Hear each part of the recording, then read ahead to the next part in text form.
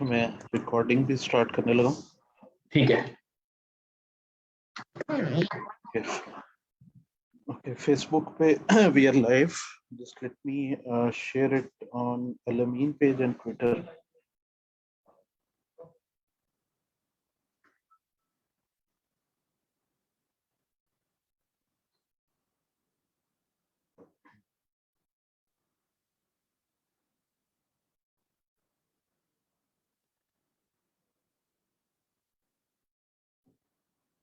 आपको screen visible हो रही है?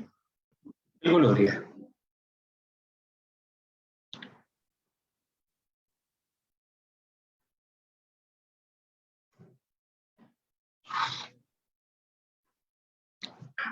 बिल्कुल विजिबल है तनवीर। ओके, बस जस्ट फ्यू सेकंड्स.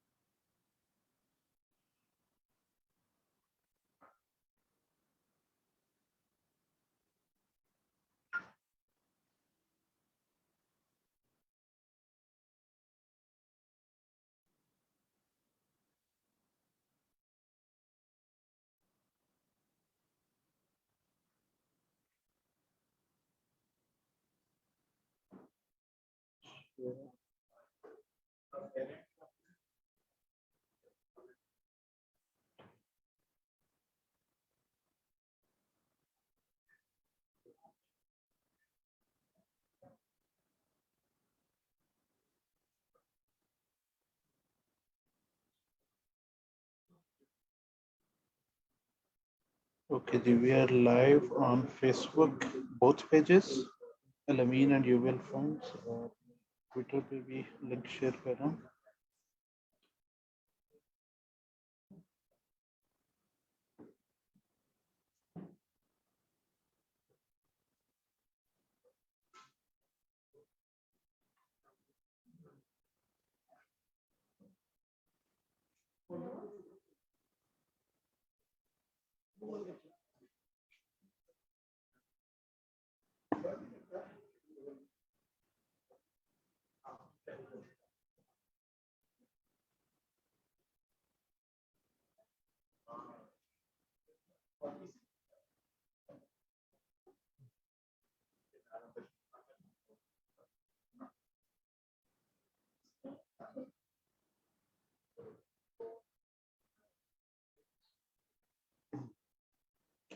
ओके जी, अस्सलाम वालेकुम viewers.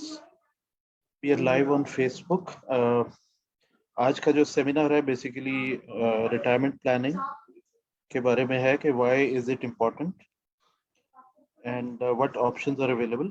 So it will be presented by me and Zishan Kudus, who is our head of business development. So basically, there are three types of human behaviors. पहला behaviour जैसे कि आप देख रहे हैं कि ज़्यादातर लोग हमारे यहाँ पाकिस्तान में कंजम्पशन ओरिएंटेड हैं, तो वो ये करते हैं कि जो आपकी मंथली इनकम आती है उसमें से एक्सपेंसेस को कवर करते हैं और जो बच जाए उसको वो समझते हैं कि ये हमारी सेविंग्स हैं. बट कंजम्पशन ओरिएंटेड सोसाइटी है तो एक्सपेंसेस आमतौर पे हमारे यहाँ ज़्यादा ही होते हैं. बिहेवियर टू इसका बिल्कुल रिवर्स है, जो बल्कि वर्स सिचुएशन है, जिसमें जिसमें आप एक्सपेंसेस ज़्यादा कर रहे होते हैं और इनकम आपकी कम होती है. तो बेसिकली वो जो डिफरेंस है वो आपको कर्ज लेना पड़ता है, विच इज़ डेट.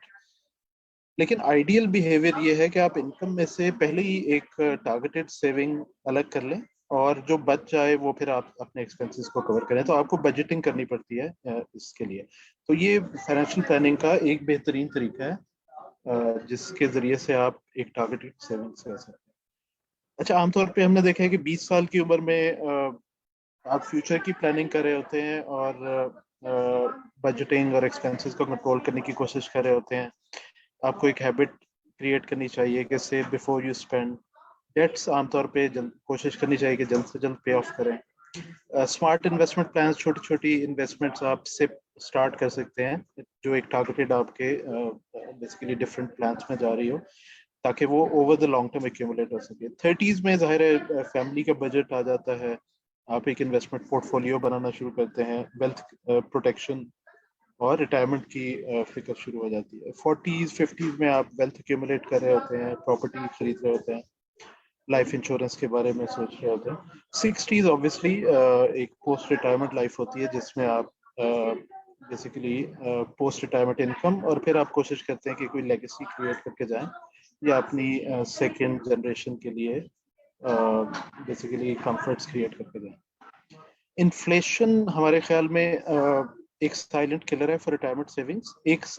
एक एस्टीमेट आपको देते हैं कि 3.5% 3.5% इन्फ्लेशन अगर सालाना हो तो हमारी जो कॉस्ट ऑफ लिविंग है 20 सालों में तकरीबन डबल हो जाती है। और पाकिस्तान में जैसे आपने देखा है कि हमारी inflation generally 8 to 10% long term में पिछले 30-40 साल में रही है, तो ये काफ़ी आपकी रिटायरमेंट सेविंग्स को इम्पेक्ट कर सकती है। तो इन्फ्लेशन से बेहतर रिटर्न बनाना एक ऑब्जेक्टिव होना चाहिए रिटायरमेंट सेविंग्स के लिए। और कौन से पॉइंट्स हैं जो आपको सोचने चाहिए, मैं इसको बस ब्रीफली बताता जाऊं कि जी जैसे एक दुनिया में एक मूवमेंट है कि जी अगर आप जल्दी रिटायरमेंट के लिए बचाना शुरू कर दें तो आप जल्दी ही रिटायर हो सकते हैं। So this is called fire movement. एक हमने पाकिस्तान में देखा है कि मेडिकल एक्सपेंसेस आफ्टर रिटायरमेंट जो है बहुत एक ह्यूज बर्डन होता है हमारे इंडिविजुअल्स पे। और स्पेशली अगर आप किसी गवर्नमेंट डिपार्टमेंट में जॉब नहीं करते तो आपको मेडिकल का कवर नहीं मिलता और मेडिकल इंश्योरेंस कवरेज भी अनअवेलेबल होती है। तो इसके लिए ज़रूर कुछ फंड सेट असाइड होने चाहिए जो आपकी पोस्ट रिटायरमेंट मेडिकल कवर कर सके। इन्फ्लेशन हमने डिस्कस कर लिया। बाकी हमने देखा कि सोशल बॉन्ड्स वीकन हो रहे हैं, नेक्स्ट जनरेशन जो है उस पर डिपेंड नहीं किया जा सकता। प्रोविडेंट फंड जनरली हमने देखा है कि वहां से परमानेंट विड्रॉल्स होती हैं जिसकी वजह से रिटायरमेंट सेविंग कोई खास नहीं बच पाती। इसी तरह न्यू एम्प्लॉयर को लोग जब शिफ्ट करते हैं तो प्रोविडेंट फंड अपना ट्रांसफर नहीं करवाते, उसको निकलवा के कंज्यूम खर्च कर लेते हैं। इसी तरह कुछ इलिक्विड इन्वेस्टमेंट्स होती हैं, मार्केट्स मेल्टडाउन हो सकते हैं रिटायरमेंट के टाइम, तो इसको थोड़ा सा मद्देनजर रखना चाहिए।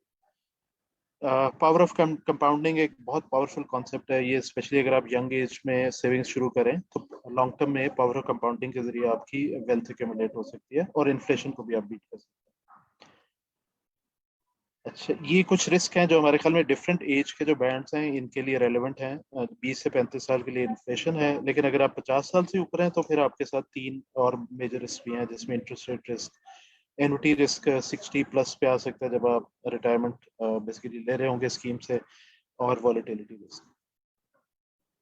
अच्छा, ये एक एस्टिमेट लगाया गया था कि अगर आप तकरीबन एक लो वॉलेटिलिटी प्लान जिसमें इक्विटी 25 से 15% है सिर्फ, अगर उसमें इन्वेस्ट करें तो आपकी नेट रिप्लेसमेंट रेशो रिटायरमेंट के टाइम क्या होगी। नेट रिप्लेसमेंट रेशो है आपकी आखिरी सैलरी का कितने परसेंट आपको इनकम मिल सकती है एज पेंशन। तो अगर आपकी सैलरी 15% इंक्रीज हो रही हो हर साल तो आपको ज्यादा सेव करना चाहिए। बेसिकली इस पूरे कॉन्सेप्ट का बताने का मकसद ये है कि अगर आप हर साल तकरीबन 20% हर महीने अपनी सैलरी में से सेव करते हैं और आपकी सैलरी हर साल 15% इंक्रीज होती है तो एंड पे आपका नेट रिप्लेसमेंट रेशो सिर्फ 20% होगी। वेर एज आखिरी जो सिनेरियो है इसमें अगर आप देखें कि अगर आपकी सैलरी इंक्रीज 5% हो रही है तो और आप अपनी सैलरी का 20% या इससे ज़्यादा आप सेव कर रहे हैं तो आपकी net replacement ratio more than 100% होगी। तो ये जो हमारे सालाना इंक्रीमेंट्स होते हैं इसकी वजह से भी आपकी नेट रिप्लेसमेंट रेशो पे इम्पैक्ट पड़ता है, तो आपको ज़्यादा सेव करना चाहिए फॉर रिटायरमेंट। अच्छा, इन्फ्लेशन जब हम रिटायरमेंट के लिए सोच रहे हैं तो चार मेजर मेरे ख्याल में कंसिडरेशंस होनी चाहिए कि आपको आउट परफॉर्म करना चाहिए इन्फ्लेशन को in the long run. Tax efficient कौन सी प्रोडक्ट है आपके लिए, कॉस्ट कैसी है, कोई हिडन कॉस्ट वगैरह तो नहीं है, लिक्विडिटी कितनी आपको अवेलेबल है जिस प्लान में आपने इन्वेस्ट किया है या जिस एसेट में इन्वेस्ट किया है। फॉर एग्जांपल जैसे रियल एस्टेट है तो वो कभी कभी काफ़ी इल लिक्विड हो जाती है और फिर उसके लिए कुछ लीगल हैसल्स भी आपको करनी पड़ती है। पोस्ट रिटायरमेंट आपको फिर ये सोचना होता है कि लिविंग एनुटी लेनी है या फिक्स्ड एनुटी आपने लॉक इन करनी है। अच्छा, पाकिस्तान में जो एवेन्यूज अवेलेबल हैं जनरली इन्वेस्टमेंट के एवेन्यूज, एक तो प्रोविडेंट फंड कंपनीज में ऑफर किया जाता है, कुछ कंपनीज जो है वो ग्रेचुटी और पेंशन फंड डीबी या डीसी डिफाइंड बेनिफिट या डिफाइंड कंट्रीब्यूशन ऑफर कर रही होती हैं। ईओबीआई पेंशन स्कीम काफ़ी सारी कंपनीज में है बट वो इतना उससे आपको पेंशन इतनी अमाउंट की नहीं मिलेगी कि वो आपके एक्सपेंसेस कवर कर सके। कुछ इंश्योरेंस कंपनीज भी पेंशन प्लान्स ऑफर करती हैं लेकिन उसमें आपको कॉस्ट का एलिमेंट रखना होगा। General options defence saving, special saving, TDRs हैं, बॉन्ड्स हैं, शेयर्स हैं, म्यूचुअल फंड्स का पोर्टफोलियो आप बना सकते हैं, कुछ रेंटल इनकम, कुछ एग्रीकल्चर के एसेट्स, या आप किसी बिजनेस में इन्वेस्ट करें। बट हमारे ख्याल में जो वॉलंटरी पेंशन स्कीम है, जो कुछ आज से 15-16 साल पहले इंट्रोड्यूस की गई थी, और ये वर्ल्ड बैंक का एक बेसिकली उन्होंने इसके लिए फंडिंग प्रोवाइड की थी और इसको ओवरसी भी कर रहे थे। उनके ख्याल में वॉलंटरी पेंशन स्कीम पाकिस्तान में एक बहुत कॉम्प्रिहेंसिव और अच्छी स्कीम है, जिसमें ये सारे जो हमने फैक्टर्स पहले डिस्कस किए हैं ये काफ़ी हद तक कवर्ड हैं, और इसमें एफिशिएंसीज बहुत हैं आपके लिए। तो नेक्स्ट सेगमेंट में हम जाते हैं, जो ज़ीशान कवर करेंगे, introduction to UBL fund managers and VPS scheme. Over to you Zeeshan. Thank you Tanveer. अस्सलाम वालेकुम एवरीवन। आवाज क्लियर है ना तनवीर? जी ज़ीशान, जी बिल्कुल। बिल्कुल ठीक है। हम नेक्स्ट स्लाइड पे अगर आ सकें तो ब्रीफ एक इंट्रोडक्शन यूबीएल फंड मैनेजर्स का। So we are in business for the last 20 years now, 21 years. और asset management, pension fund business है, जो लोग वाकिफ ना हो उनके लिए। सो हमारी जो इंडस्ट्री है उसमें जो रेटिंग होती है वो AM एसेट मैनेजर कैटेगरी की रेटिंग होती है, and our rating is the highest rating assign to any asset management company. जो टॉप रेटिंग किसी AMC को मिली हुई है, तो we are one of them. कोई 85,000 से ज़्यादा हमारा कस्टमर बेस है, और इसमें ज़ाहिर है हर तरह के क्लाइंट्स हैं। एक retail client, high net worth, retirement funds, companies, हर कैटेगरी का इन्वेस्टर जो है वो हमारा क्लाइंट है। यूबीएल फंड्स को शुरू से ही, जब से बिजनेस शुरू किया हमने, तो बहुत सारे इनिशिएटिव्स ऐसे हैं जो we were the first ones within the industry जो हमने लिए। पाकिस्तान का जो पहला ETF लॉन्च हुआ, we were joint first with NIT। उसके अलावा बहुत सारे फंड्स ऐसे हैं, बहुत सारी सर्विसेज ऐसी हैं जो हमने शुरू की, और हमारे यहाँ ये काफ़ी इस पे काम किया जाता है कि हम इस तरह की प्रोडक्ट्स जो हैं, जो इंडस्ट्री के लिए नहीं हो, इस तरह की सर्विसेज जो हमारे क्लाइंट्स के लिए नहीं हो, उनको उसमें कोशिश करें कि लीड लें। एक्टिव एलोकेशन सीरीज के फंड्स हमने लॉन्च किए। तनवीर, हम आगे आ सकते हैं। यूबीएल फंड्स जो है वो बेसिकली, और अगले पे भी जा सकते हैं, यूबीएल फंड्स जो है वो यूबीएल बैंक की होली ओन सब्सिडियरी है। सो 100% हमें ओन करता है यूबीएल बैंक। जाहिर है we are separate legal entity, और हमारा अपना रेगुलेटरी फ्रेमवर्क है और एक लाइसेंसिंग रजीम है जिसके तहत हम ऑपरेट करते हैं। बट जो हमारा ओनरशिप स्ट्रक्चर है वो इस तरह है कि हमारी कंपनी को 100% ओन करता है बैंक, और वो आपको हमारे डायरेक्टर्स में भी थोड़ा सा रिफ्लेक्ट होगा, क्योंकि अगर आप यहाँ देख रहे हो तो अदर साहब is the independent chairman. UBL funds में लार्जली हमेशा से ही जो बोर्ड चेयरमैन है वो इंडिपेंडेंट रहे हैं। तो अदर साहब इज द चेयरमैन। एक और इंडिपेंडेंट डायरेक्टर हुमा पाशा है, she also is the independent director. And then we have got 4 nominations from UBL Bank, so Imran Sarwar, Arif Rafi, Aslam Saab, and then Rizwan Malik. So these are 4 sort of representative of the bank, and Yasir Qadri is the chief executive. This is our board. इससे पहले वाली slide पे अगर आप जा सकें तनवीर एक दफा, तो ये जी, तो ये अगर आपको दिख रहे हो बहुत सारे अवार्ड्स हैं जो हमको मिले। स्क्रीन पे सबके नाम भी आ रहे हैं, बट फॉर एग्जांपल अगर आप बिल्कुल लास्ट प्रॉमिस सेंटर में देखें CIO 100, तो ये हमें अपने जो सॉफ्टवेयर है, हमारा जो कोर सॉफ्टवेयर है जिसकी बेसिस के ऊपर फिर सारी कस्टमर सर्विसेज इसका बाई प्रोडक्ट होती हैं, उसके लिए मिला।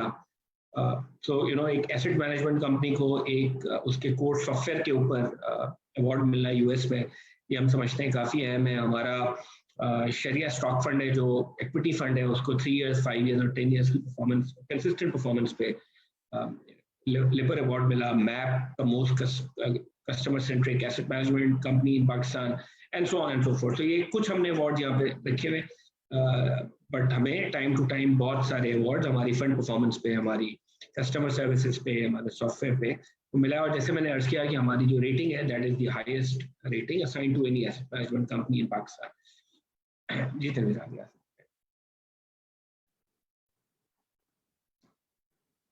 ठीक है, ये हमारा sort of collective management experience है, so 165 plus years का collective experience है।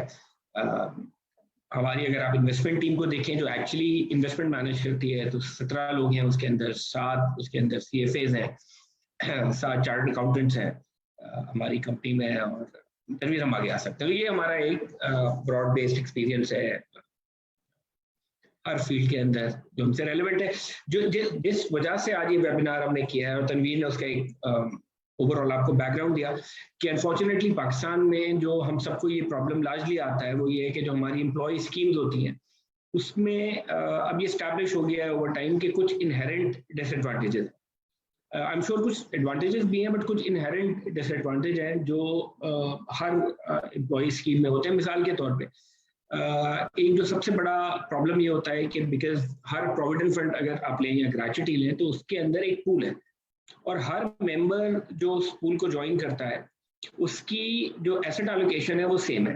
तो फॉर एग्जांपल आप किसी ऐसी कंपनी में काम करते हैं जिसके प्रोविडेंट फंड में से मिसाल के तौर पे 0% इक्विटी एक्सपोजर है, तो फिर हर मेंबर जो उस प्रोविडेंट फंड को उस कंपनी में ज्वाइन करेगा उसकी फिर एलोकेशन टू इक्विटी 0 रहेगी। Now they may be some employees जो यंगर एम्प्लॉइज है फॉर एग्जांपल, और उनकी रिटायरमेंट टाइम अभी काफ़ी है, तो वो कैपेबल होते हैं कि थोड़ा सा रिस्क लेके और अपने रिटर्न्स को बढ़ा सकें, बट बिकॉज वो उस पूल का पार्ट है जिस पूल में ट्रस्टीज ने ये फैसला किया कि हमें इक्विटी एक्सपोजर नहीं लेना चाहिए, तो वो कभी कभी मिस आउट कर जाते हैं वो अपॉर्चुनिटी। तो ये एक मसला हमें अक्सर जब when we talk to our clients ये मिलता है हमें कि while we want to take an aggressive sort of exposure, some into equity, some into bonds, but because हम जिस प्रोविडेंट फंड का या ग्रेच्युटी का पार्ट है उसमें एज अ कॉन्सेप्ट वो नहीं है, तो फिर वो सब पे अप्लाई हो जाती है।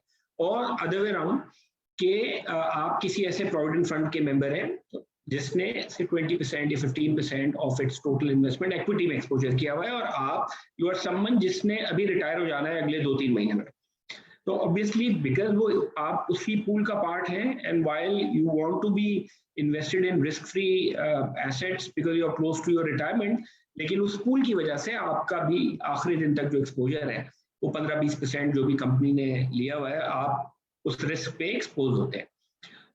जो VPS है वो जिस मेथडोलॉजी पे डिजाइन हुआ है वो एज एम्प्लॉय फंड नहीं बल्कि एज रिटायरमेंट स्कीम डिजाइन हुआ है, और ये एक जिन कंपनीज में पेंशन नहीं है, और बहुत सारी कंपनीज में पाकिस्तान में पेंशन नहीं है, लार्जली या PF होगा या ग्रेच्युटी होगा, तो ये उन लोगों के लिए एक ऐसा प्रोडक्ट है जिसको which is a personalised sort of a saving and investment vehicle, which means के इस प्लान के अंदर अगर आप VPS ज्वाइन करते हैं तो हर एक इंडिविजुअल जो ज्वाइन करता है VPS को वो अपनी कस्टमाइज एसेट एलोकेशन कर सकता है। तो फॉर एग्जांपल अगर मैं VPS का मेंबर हूं या मैं उसमें इन्वेस्ट करता हूं तो मेरे पास ये फ्लेक्सिबिलिटी है कि मैं X% ऑफ माई इन्वेस्टमेंट को इक्विटी में कर दूं, बाकी मैं फिक्स्ड इनकम में कर दूं, वो भी डेट और मनी मार्केट में क्लासिफाई कर सकता हूँ।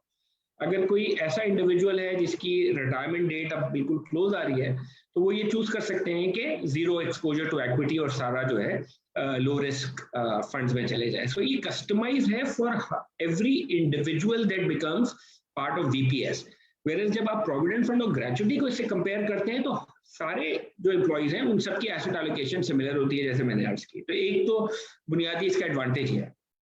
दूसरा ये है कि ये वॉलंटरी है, सो इट्स नॉट कंपल्सरी। इसका ये मतलब है कि अगर आपने डे 1 पे VPS में कुछ इन्वेस्टमेंट की तो आपकी जो रिटर्न्स आपको मिलने हैं आगे जो उस इन्वेस्टमेंट पे जो आप ऑलरेडी कर चुके हैं उसका इस बात से कोई ताल्लुक नहीं है कि आप आगे वो इन्वेस्टमेंट कंटिन्यू करेंगे कि नहीं करेंगे, विच मीन्स कि आपने 1 महीने की, अगले महीने आपकी कोई कमिटमेंट आ गई आपने नहीं की तो ऑलरेडी इन्वेस्टेड अमाउंट पे रिटर्न का कोई कॉम्प्रोमाइज इस वजह से नहीं होगा कि आपने कोई अगली इन्वेस्टमेंट नहीं की, बिकॉज ये वॉलंटरी है। सो आप अपनी फ्रीक्वेंसी चूज कर सकते हैं इसमें इन्वेस्टमेंट करने की।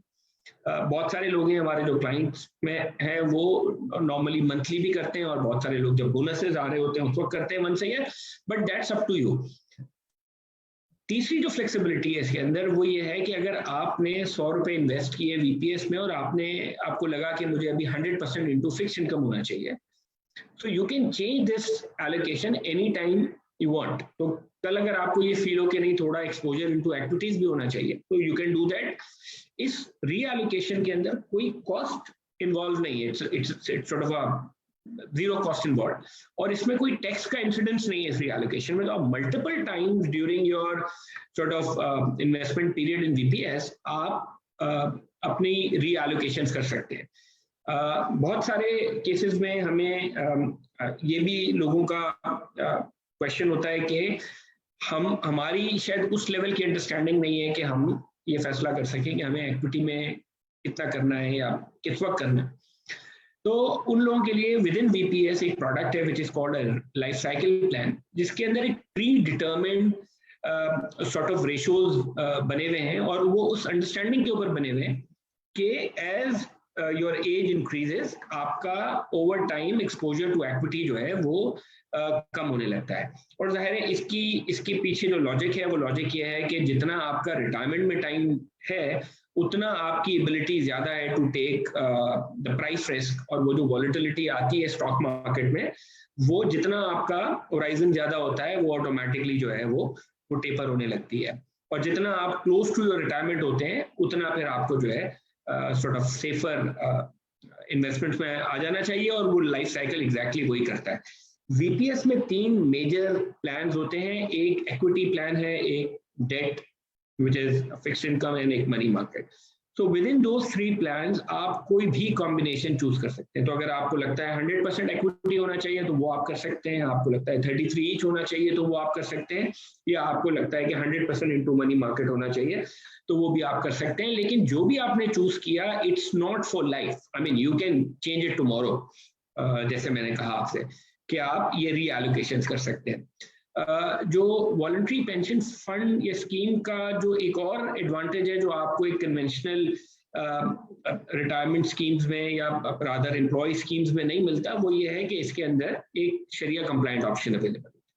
सो हमारा एक सेपरेट ट्रस्ट है जो इस्लामिक वीपीएस है, जिसको शरिया बोर्ड की गाइडलाइंस के थ्रू चलाया जाता है। शरिया बोर्ड और शरिया एडवाइजर्स जो हैं उसको रेगुलरली देख रहे होते हैं, वन से या रिपोर्ट देते हैं, क्योंकि कभी कभी हमने ये भी नोटिस किया है कि बहुत सारी कंपनीज में एक प्रोविडेंट फंड होता है जो कन्वेंशनल इन्वेस्टमेंट्स कर रहा होता है, और बहुत सारे लोग उसके मेंबर्स होते हैं लेकिन वो इंटरेस्ट उसमें से नहीं लेते।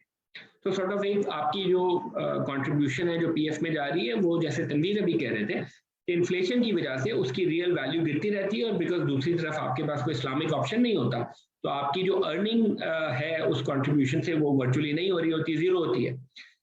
वीपीएस में एक separate sort of fund available है जो शरिया कंप्लाइंट है, शरिया के उसूलों के मुताबिक वो गवर्न होता है, तो you don't have to lose your interest, और आपकी वैल्यू जो है वो ग्रो होती रहती है। और इस्लामिक जो रिटायरमेंट फंड है उसके अंदर भी आपके पास वही 3 ऑप्शन अवेलेबल होते हैं कि इक्विटी कॉमन शेयर्स में इन्वेस्ट करेंगे जो शरिया कंप्लाइंट है, डेट और मनी मार्केट जो है वो सिर्फ उन इंस्ट्रूमेंट्स में करेंगे जिसमें शरिया एडवाइजर ने बेस्ड ऑन द शरिया प्रिंसिपल्स हमें परमिशन दी हुई होती है। जो एक और एडवांटेज है वीपीएस का जो नॉर्मली नहीं दूसरी स्कीम्स में उस तरीके से आपको मिलता, वो है कि जब आप वीपीएस में इन्वेस्ट करते हैं और अगर आपकी इनकम है फ्रॉम सैलरी या फ्रॉम बिजनेस, तो आप जो टैक्स पे करते हैं अपनी सैलरी के ऊपर या अपने बिजनेस के ऊपर वो टैक्स कम हो जाता है। बिकॉज वीपीएस में आप फॉर टैक्स पर्पजेज अपनी साल की इनकम का 20% इन्वेस्ट करके और अपना जो टैक्स आप पे कर रहे हैं उस पूरे साल में 20% तक कम कर सकते हैं। तो इसको समझाने के लिए मैं अगर एक एग्जांपल आपको छोटी सी ये दे दूं कि मिसाल के तौर पे आप में से कोई फॉर एग्जांपल 50 लाख रुपए साल के अर्न कर रहे हैं अपनी सैलरी इनकम से, तो आपका जो मंथली सैलरी आपकी आती है उसमें से आपके एम्प्लॉयर जो है वो आपका विदहोल्डिंग टैक्स डिडक्ट कर लेते हैं। तो वीपीएस में आप अपनी 50 लाख की इनकम का up to 20% which is 10 lakh, इस केस के अंदर आप 10 लाख रुपए तक इन्वेस्ट कर सकते हैं। अगर आपने 10 लाख रुपए इन्वेस्ट किए तो 10 lakh is 20% of your total income, तो आपने जितना भी सैलरी का टैक्स पे करना है इस साल वो 20% से रिड्यूस हो जाएगा, और वो उसकी एडजस्टमेंट जो है वो आपके एम्प्लॉयर खुद कर लेते हैं, या आपको कहीं रिफंड वगैरह के प्रोसेस में नहीं जाना पड़ता। बट इसमें अहम बात यह है कि इट्स अप टू 20%। तो अगर आपको लगता है कि नहीं आपको सिर्फ 5 लाख रुपए की इन्वेस्टमेंट करनी है, वेरेज आप 10 लाख तक भी की भी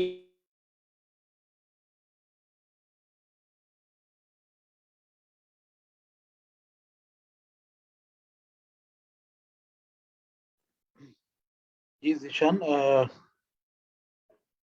जीशान आपकी शायद, हाँ बीच में थोड़ा सा मिस हो गया है ये। ओके मैं लास्ट फ्यू सेकंड्स। ठीक है, अब आवाज आ रही है मेरी तनवीर? जी अब सही है, आप क्लियर। जी, तो मैं अर्ज ये कर रहा था कि अगर आप वीपीएस में एक और बेनिफिट ये है कि आपको उस जो भी इन्वेस्टमेंट आप वीपीएस में करेंगे उस पर टैक्स रिबेट मिल जाता है, जिसका मतलब ये है कि आप जो अपनी इनकम के ऊपर साल में टैक्स पे करते हैं वो टैक्स रिड्यूस हो जाता है अप टू 20%। तो आखिर में मैं तनवीर कह ये रहा था कि अगर मिसाल के तौर पे किसी की इनकम 50 लाख है तो वो 1 मिलियन रुपीस की इन्वेस्टमेंट कर सकते हैं और जो भी वो 50 लाख पे टैक्स पे करते हैं वो 20% से रिड्यूस हो सकता है। लेकिन मैं टेक्स्ट वाली स्लाइड्स पे चला जाऊंगा if you want to explain. बिल्कुल चले जाए, तो हम वो भी दिखा देते हैं, हम इस पे वापस आ जाते हैं। तो एक एग्जांपल हम बस कोई भी उठा के दिखा सकते हैं। जी, तो अब इस पे है कोई नंबर्स भी डाले हुए ना, शायद हमने अगली स्लाइड। हाँ ठीक है, तो हम ये वाली एग्जांपल ले लेते हैं कि किसी की इनकम अगर 30 लाख रुपए है फॉर एग्जांपल, तो जो एवरेज रेट जिसपे वो पूरे साल में अपनी सैलरी के ऊपर टैक्स पे करेंगे दैट इज अबाउट 9.5%। तो आप 30 लाख का 20% विच इज 600,000, तो 6 लाख रुपए तक की इन्वेस्टमेंट आप हर साल कर सकते हैं इनटू वीपीएस। और अगर आप 6 लाख रुपए की इन्वेस्टमेंट करेंगे तो आपको 56,000 का अपफ्रंट टैक्स बेनिफिट मिल जाएगा, यानी कि जो आपकी सैलरी पे टैक्स पूरे साल में डिडक्ट होगा वो 56,000 रुपीज से कम हो जाएगा। अच्छा, अब इस पर्टिकुलर केस में मैं कह ये रहा था, जब मेरा ख्याल इंटरनेट का थोड़ा सा मसला हो गया था, कि जब आप 30 लाख रुपए अर्न कर रहे हैं तो मैक्सिमम लिमिट आपकी जो है वो 6 लाख है इनटू वीपीएस जो आप इन्वेस्ट कर सकते हैं। कोई जरूरी नहीं आप 6 लाख रुपए पूरे करें, यू मे डिसाइड कि अभी इस साल आपने सिर्फ 3 लाख करने हैं, तो वो बिल्कुल आप कर सकते हैं। और अगर आप 3 लाख करेंगे मिसाल के तौर पे, तो होगा ये कि वो 3 लाख रुपए मल्टीप्लाई बाय जो आपका टैक्स रेट है 9.5%, तो इस केस में 56,000 की जगह आपको 27,000 या 28,000 रुपए का टैक्स बेनिफिट मिल जाएगा। तो जितना आप कंट्रीब्यूट करते रहेंगे उतने पे टैक्स क्रेडिट आपको मिलता रहेगा। टैक्स क्रेडिट के लिए ये जरूरी नहीं है कि आप पूरा 20% इसके अंदर इन्वेस्ट करें। राइट पे जो एग्जांपल है वो बनी हुई है 10 मिलियन रुपीस के हिसाब से, तो समवन इज मेकिंग 10 मिलियन, उसका कोई 18-18.5% का सैलरी पे इफेक्टिव टैक्स रेट होता है। तो इस केस में you can invest 2 million which is again 20% of your total income, और 20 लाख रुपए अगर आपने पूरे किए होते तो पूरे 20 लाख रुपए के ऊपर आपको अबाउट 370,000 का टैक्स बेनिफिट मिल जाता। तनवीर हम वापस आ सकते हैं, तो इसका सेल्फ एम्प्लॉयड का भी अगर बताना चाहें। सेल्फ एम्प्लॉयड का भी हाँ एक एग्जांपल कर लें कि हमने एक एग्जांपल ली हुई है, राइट पे 10 मिलियन वाली ले लेते हैं। तो सेल्फ एम्प्लॉयड का बिकॉज टैक्स रेट्स जो है वो थोड़े ज्यादा है, तो उनको 10 मिलियन पे तकरीबन कोई 26% का टैक्स लायबिलिटी होती है उनकी। So you can invest 2 million और उस 2 मिलियन पे आप देखेंगे कि 5 लाख 5.25 लाख रुपए आपको टैक्स की बचत हो जाती है। और जब आप अपना रिटर्न फाइल कर रहे होते हैं उसी वक्त आप उसकी एडजस्टमेंट कर सकते हैं। और सैलरीड के केस में तो जाहिर है एम्प्लॉयर खुद ही एडजस्ट कर देते हैं। तो ये 3-4 बेनिफिट्स हैं। अब वीपीएस में व्हेन यू इन्वेस्ट, तो बिकॉज एज आई सेड कि ये रिटायरमेंट सेविंग है, तो इसमें एक कंडीशन ये है कि अब आपको इसको होल्ड करना है टिल द एज 60 और 25 years from the date of your first contribution into VPS, whatever comes first. तो मिसाल के तौर पे अगर आपकी एज आज 40 है तो आप इसको 60 पे आप वीपीएस में रिटायरमेंट ऑप्ट कर सकते हैं। ये रिटायरमेंट फ्रॉम वीपीएस और रिटायरमेंट फ्रॉम द कंपनी ये दो अलग चीज है। तो अगर कोई फॉर एग्जांपल 25 साल की या 30 साल की एज में ज्वाइन करता है वीपीएस, जो पहला कंट्रीब्यूशन करता है, तो वो 25 साल यानी कि 55 ईयर्स की एज पे भी रिटायरमेंट ऑप्ट कर सकता है। जब आप वीपीएस से रिटायर होते हैं, जो भी डेट आपने ऑप्ट की है, which can be as I said या तो 60 ईयर्स पे आप पहुंच जाए या कंट्रीब्यूशन के 25 साल के बाद, व्हाटएवर कम्स फर्स्ट। तो on the date of retirement, because आपकी कंट्रीब्यूशन जो ओवर टाइम जमा हुई होगी और एक्यूमुलेट हुई होगी और उसके ऊपर जो रिटर्न्स आपको मिले होंगे, तो अज्यूम करेंगे किसी को रिटायरमेंट के टाइम के ऊपर उसकी वैल्यू है से 50 लाख रुपए, तो on the date of retirement आप उसका 50% विड्रॉ कर सकते हैं टैक्स फ्री लमसम, यानी कि 25 लाख रुपए आप जो है लमसम विड्रॉ कर लेते हैं। और जो रिमेनिंग 25 लाख है वो आपके एक एन्युटी प्लान में चले जाते हैं, जिसमें आप जो है 15 साल तक की एन्युटी ले सकते हैं और जो आपको monthly sort of pension payments की फॉर्म में मिलती है और वो भी टैक्स फ्री होती है। सो बेसिकली अगर आप वीपीएस का पूरा एंड टू एंड साइकिल देख के उसको फॉलो करें तो ये पूरा एग्जाम्प्ट है, यानी कि डे 1 पे जब आपने कंट्रीब्यूशन किया तो उस वक्त आपको एक टैक्स की छूट मिल गई, एक रिडक्शन मिल गई आपको जो कि किसी और स्कीम में उस तरह अवेलेबल नहीं है।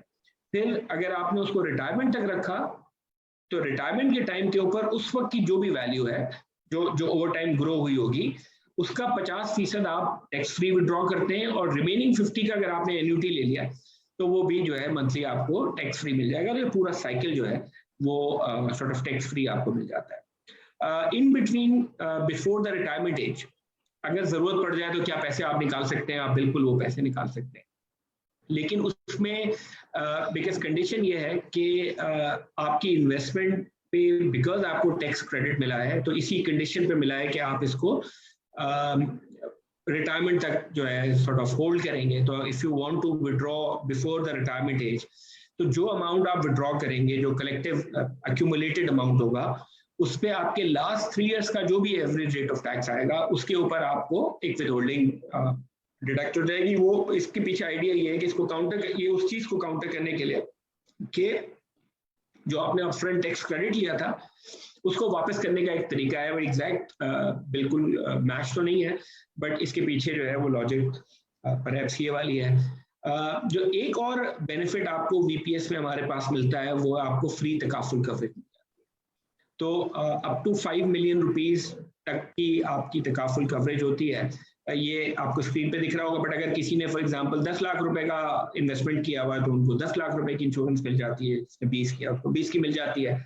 और ये तकाफुल की जो मैक्सिमम कैप है वो 5 मिलियन रुपीज है, और इसके अंदर जो है वो death due to any cause covered है, नेचुरली एक्सीडेंटल। तो एक एडिशनल कंफर्ट लोगों को मिलता है कि हमारी रिटायरमेंट सेविंग है और उसके अंदर एक तकाफुल का जो पीस है वो इनबिल्ट हुआ है। कुछ इसकी बेसिक कंडीशंस हैं कि एलिजिबिलिटी एज वगैरह क्या है, बट ब्रॉड बात ये है कि अप टू 5 मिलियन रुपीज और equal to your investment amount whichever is lower, उस पे जो है आपको तकाफुल मिल जाता है। तनवीर, आप रिटर्न्स भी थोड़ा दिखाना चाहेंगे? ये मैंने कवर कर लिया था कि आपके मल्टीपल ऑप्शंस हैं आपके पास। ये रख दीजिएगा तनवीर सामने। ये जो वीपीएस में जैसे मैं अर्ज कर रहा था, आपको टेबल भी दिख रहा होगा। तो फॉर एग्जांपल अगर आप थोड़े अभी आपको लगता है कि टाइम टू रिटायरमेंट है, ज्यादा है और आप थोड़ी वॉलेटिलिटी बेयर कर सकते हैं, तो अगर आप हाई वॉलेटिलिटी फंड में हो तो आपको सामने दिख रहा होगा कि एक लार्जर एलोकेशन जो है इनटू इक्विटीज होती है। और फिर जैसे जैसे ये टेबल में आप नीचे की तरफ आते हैं, मीडियम वॉलेटिलिटी आप सेलेक्ट करेंगे तो आप फिर इक्विटी एक्सपोजर कम होगा और आखिरी आपको दिखेगा कि लोअर वॉलेटिलिटी, जिसके अंदर फिर इक्विटी और डेट बिल्कुल ही जीरो होता है और फिर आप मनी मार्केट की तरफ आते हैं।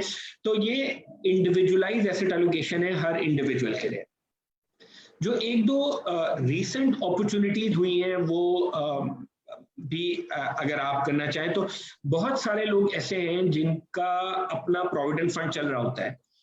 तो जिस तरह प्रोविडेंट फंड के अंदर परमानेंट विड्रॉल आप कर सकते हैं, आप वाकिफ होंगे उससे, कि अगर आपने घर बनाना है या कोई हज के लिए जाना है या कुछ और भी उसमें इजाजत दी हुई है कि आप अपने प्रोविडेंट फंड से परमानेंटली विड्रॉ करते हैं। इस तरह एक और इजाजत मिली हुई है कि आप चाहें तो प्रोविडेंट फंड से direct withdraw, I won't say, but transfer करा लें इनटू वीपीएस।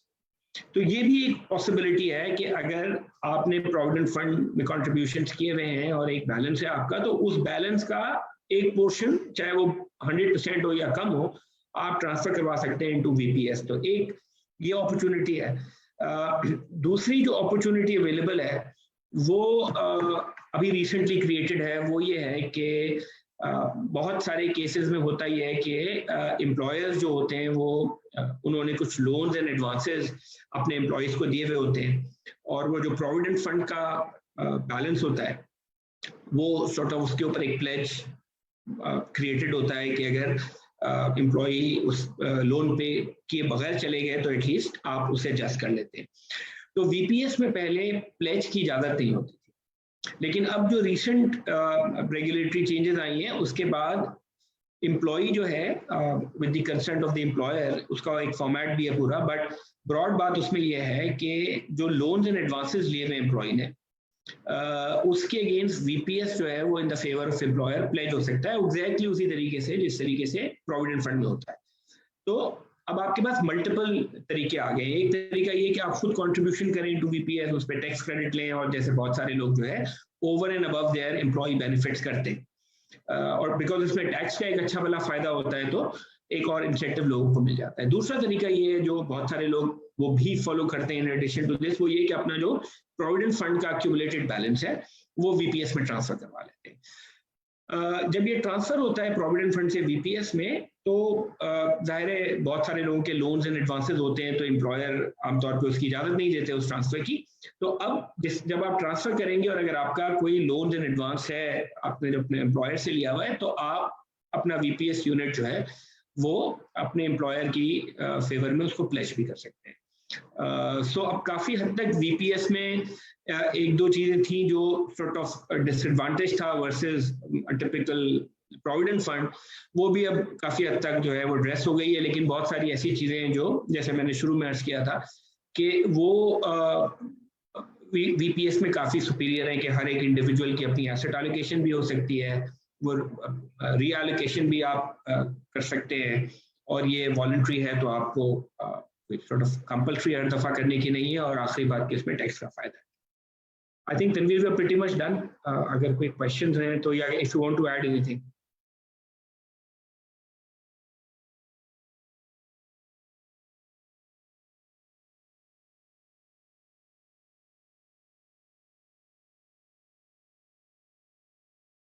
जी मेरे ख्याल है थोड़ी सी जो फंड्स की हमारी परफॉर्मेंस है उस पर अगर थोड़ा सा कमेंट कर दें, स्पेशली 10 इयर्स के रिटर्न्स। जी जी बिल्कुल कर दें। अच्छा इसमें इफ यू अलाउ, अच्छा इसमें बेसिकली 3 सब फंड हम बेसिकली हाईलाइट कर रहे हैं। जैसे पहली अगर आप टॉप टेबल देख रहे हो तो ये हमारा कन्वेंशनल रिटायरमेंट सेविंग फंड है which is called UBL retirement saving fund. So अगर आप 10 इयर्स की परफॉर्मेंस देखें तो यूआरएसएफ के इक्विटी सब फंड ने 560% का टोटल रिटर्न जनरेट किया versus the peer group average जिसमें बाकी हमारी मार्केट के पार्टिसिपेंट्स हैं उनका तकरीबन 378%। तो एक क्लियर रफली कोई 180% की टोटल रिटर्न में आउट परफॉर्मेंस है। डेट सब फंड जो बेसिकली बॉन्ड पोर्टफोलियोज का होता है उसमें अगर आप देखें तो जो हमारा डेट सब फंड है उसने 145% का टोटल रिटर्न जनरेट किया है versus peer group average 124%। Money market में थोड़ा सा हम ट्रेल कर रहे हैं 96% पे। शरिया कंप्लाइंट कैटेगरी में अगर देखें तो इक्विटी सब फंड में 500% का टोटल रिटर्न है वर्सेस 325% ऑफ पीयर ग्रुप। यहाँ पे 175% की आउट परफॉर्मेंस है। डेट में तकरीबन बराबर ही है, एक दो परसेंट का फर्क है और मनी मार्केट में भी बहुत क्लोज है। बट इक्विटी हमारे ख्याल में इक्विटी में जो आउट परफॉर्मेंस है ये बहुत सिग्निफिकेंट है for retirement saving because equity एक ऐसी एसेट क्लास इक्विटी ऐसी एसेट क्लास है जो लॉन्ग टर्म में इन्फ्लेशन को कंफर्टेबली बीट कर सकती है। एंड वी थिंक के स्पेशली जो यंग कंट्रीब्यूटर्स हैं और इवन जो मिडिल एज के कंट्रीब्यूटर्स हैं उनके पोर्टफोलियो में इक्विटी का एलिमेंट होना चाहिए ताकि इन्फ्लेशन को बीट कर सके। So this is from the performance. ये परफॉर्मेंस जो है जनवरी 31, 2022 से लास्ट 10 इयर्स के लिए कैलकुलेशन की गई है।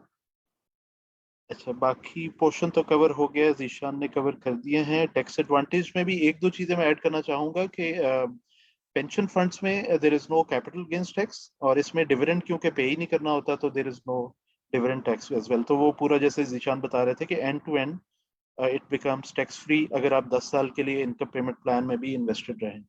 तो it's a major advantage tax के पॉइंट ऑफ व्यू से पाकिस्तान में, स्पेशली सैलरीड क्लास के लिए और नॉन सैलरीड भी जो टैक्स पेयर्स हैं।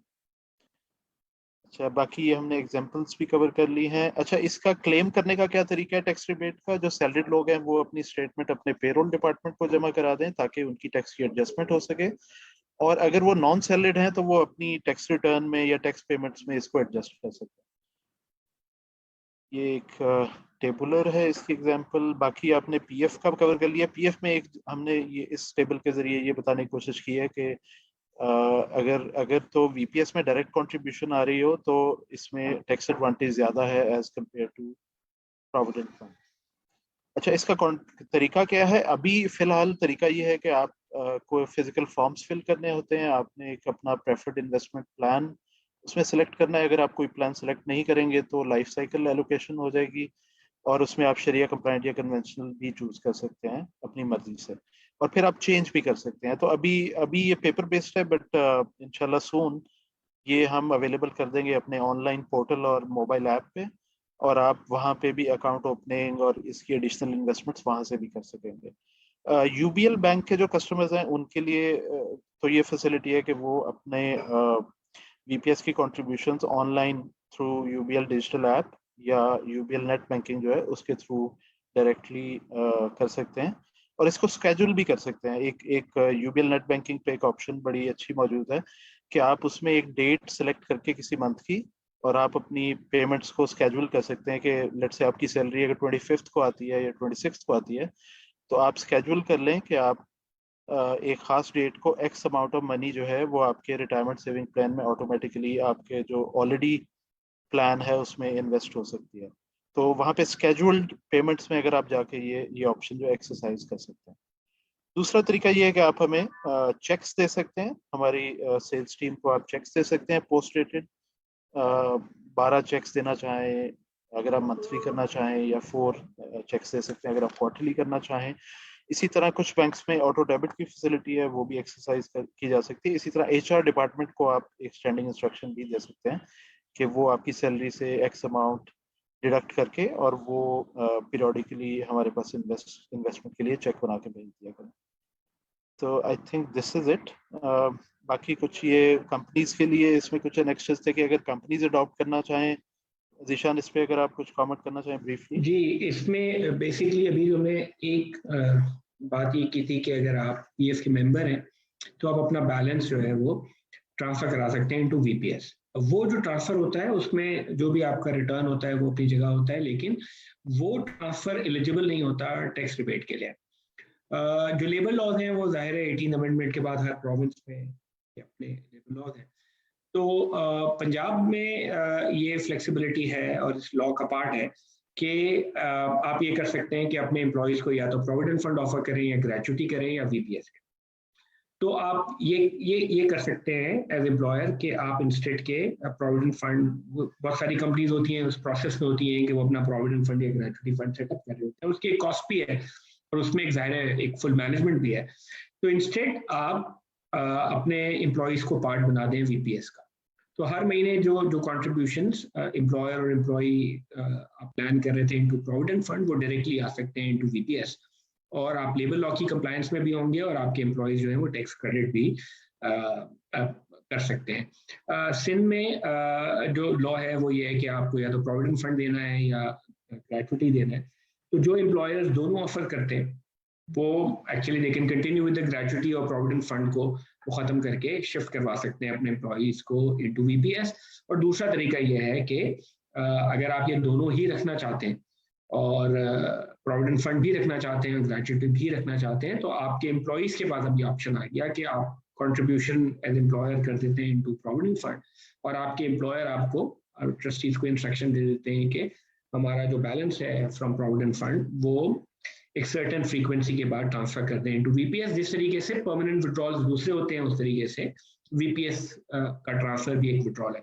तो मल्टीपल तरीके हैं एम्प्लॉयर्स के पास, और अब हम देख रहे हैं जब से प्लेज की फैसिलिटी आ गई है वीपीएस में फॉर एम्प्लॉयर्स, जहाँ वो जो एम्प्लॉय को लोन्स एंड एडवांसेस देते हैं उसके खिलाफ वीपीएस का यूनिट प्लेज कर सकते हैं, जो कि पहले ही अवेलेबल नहीं था, लॉ में इसकी इजाज़त नहीं थी, अब रिसेंटली मिली है। तो हम देख रहे हैं कि काफ़ी सारे जो एम्प्लॉयर्स हैं थोड़े से रिलक्टेंट थे इस वजह से, वहाँ अब हम देख रहे हैं कि वो एक ऑप्शन एक्सरसाइज कर रहे हैं कि वीपीएस के थ्रू ये वाली जो चीज़ें हैं वो मैनेज की जाए, बिकॉज उसमें फिर आपको फ़ायदा ये है कि ना आपको उसका हिसाब किताब रखना है, वो ऑब्वियसली हम रख लेते हैं, आपको रिपोर्टिंग जिस तरीके की चाहिए होती है एज एम्प्लॉयर और एज ट्रस्टी वो हम आपको कर देते हैं।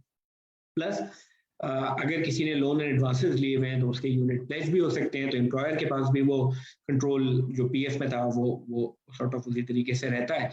और फिर आपका हर एम्प्लॉई जो है वो अपने हिसाब से अपनी एसेट एलोकेशन चूज कर सकते हैं। तो ये मल्टीपल तरीके हैं और हम देख रहे हैं कि काफ़ी एम्प्लॉयर्स का भी इंटरेस्ट ग्रेजुअली बढ़ रहा है। पहले था लेकिन अब इस अमेंडमेंट के बाद जो है वो काफ़ी फर्दर हमें इंटरेस्ट दिख रहा है। Thank you Zeeshan. अब हम क्वेश्चंस की तरफ मूव करते हैं।